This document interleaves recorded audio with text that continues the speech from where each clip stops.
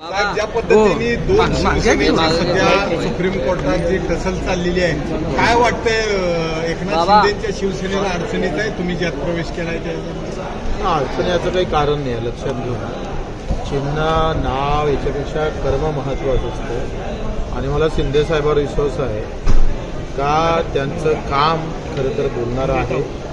जनसामान्यांची सेवा हे ब्रीद असल्यामुळं निकाल तर बाजूनच लागेल, पण कदाचित 100पैकी 1% विश्वास नाही ठेवला तरी काम बोलतंय माणसाचं आणि कामावर विश्वास आहे. त्याच्यानं कोर्टात काय निकाल लागन हे आमच्यात किंचितही त्या तो काय म्हणतोय चिंता नाही, त्याच्यानं तो काही विषय नाही. ज्या पद्धतीने संजय राऊत असतील, उद्धव ठाकरे असतील, आदित्य ठाकरे ज्या पद्धतीनं बाहेर सध्या टीका जोरात करायला लागले, जे बॅकफुटला होते ते आता फ्रंटफुटला आल्यासारखं वाटतं. कपिल सिब्बल खूप मोठ्या प्रमाणात त्याला काही अर्थ नाही. मला असं वाटतं का एकंदरीत शिंदे साहेबांची धावपळ, त्यांचा संपर्क, त्यांच्या लोकभावना ह्या ज्या महत्त्वाच्या आहे त्या कसं आहे, फक्त नावावर चिन्हावर सगळं काही होत नसतं. त्याच्यानं त्याची चिंता करायची नाही आणि निकाल बाजूनच लागेल आणि नाही लागला तर सक्षम आहे.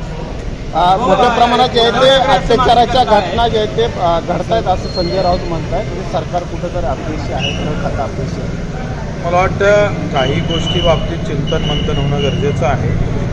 जर अशा प्रकारच्या घटना वारंवार घडत असेल तर छत्रपतीचा आदर्श घेतला पाहिजे आणि अशा पद्धतीची जे काही घटना असेल त्याच्यावर कुठंतरी मोठ्या प्रमाणात ॲक्शन प्लॅन तयार करून त्या कशा टाळता येईल आणि झाल्यानंतर त्याच्यावर कशा प्रकारची तातडीनं सजा देता येईल हे प्लॅनिंग किंवा याच्यासाठी नवीन कायदे आणणं गरजेचं आहे. 29 तारखेपासून मनोज जरांगे पुन्हा एकदा आंदोलनाला बसायला लागले. तर राज्य सरकारने ज्या पद्धतीनं त्यांचा विश्वासघात केला अशा पद्धतीचा आरोप होतोय.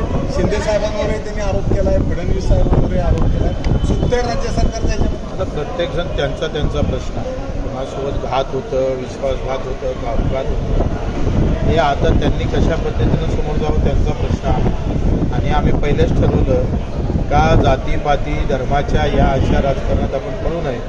आम्ही दिव्यांग असेल, एकल महिला असेल, आमचे अनाथ असेल, शेतकरी असेल, मजूर असेल, या संदर्भात आमच्या लढायला कुठं आमच्या बोलण्यानं कुठं प्रॉब्लेम होऊ नये हे जपण्याचा प्रयत्न आम्ही करत असतो. भाऊ, खरं तर राज्यभरामध्ये अनेक आश्रमशाळा असतील, त्याचबरोबर दिव्यांगांसाठीच्या आश्रमशाळा असतील, अशा ठिकाणी त्यांची हाल होत आहे, तर त्या चांगलं अन्न मिळत नाही, अशा पद्धतीच्या गोष्टी समोर आल्या. या बाबतीत मी विधान परिषदमध्ये पण चर्चा केली. आमच्या अतुल सावेंनी मला शब्द दिला का मी CM साहेबांसोबत याच्याबाबत बैठक लावतोय आणि आता 1 महिना होत आहे. आता अतुल साहेबवरच हक्कभंग करावी लागेल की काय, अशी परिस्थिती आमच्यावर आलेली आहे. आश्वासनाची पूर्तता होत नाही आणि एखादा सभासद त्याच्यावर प्रश्न विचारतो. या सगळ्या गंभीर प्रश्नाकडे घेऊन जाण्याचा प्रयत्न करतोय.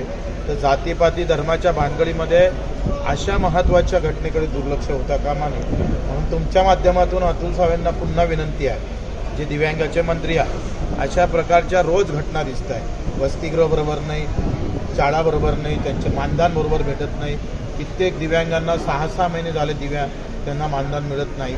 आणि मग अजितदादा असताना ते म्हणत होते का मला अधिवेशनात आश्वासन दिलं होतं 5 तारखेच्या आत जर मानधन झालं नाही तर मी वित्त सचिवाचं मानधन करणार नाही. आता अजितदादा गेले आणि शब्दही गेला.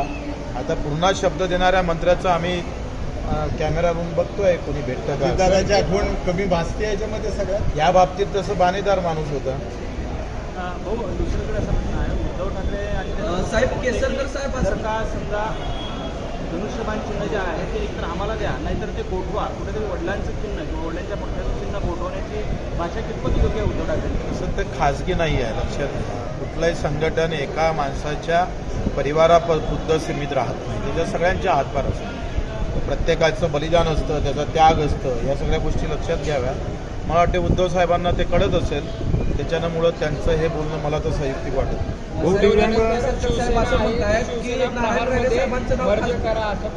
प्रहारमध्ये मर्ज करायची वेळच येणार नाही. शिवसेना कायम राहील, शिंदे साहेबांचा धनुष्यबाणही कायम राहील, त्याच्यावरचा वाघही कायम राहील आणि त्याच्यातले वाघही कायम राहील. दिव्यांग प्रमाणपत्रावर राज्यातील अनेक नोकऱ्या अनेकांनी नोकऱ्या मिळवलेल्या आहेत या संदर्भात आपण एक मध्यंतरी तक्रार बोगस केली. दिवे. त्या तक्रारीचं काय झालं सर? त्या सगळ्या गोष्टीबाबतच मी विधान परिषदमध्ये 7 दिवशी चर्चा आणली होती, त्याच्यावर आश्वासन दिलं होतं.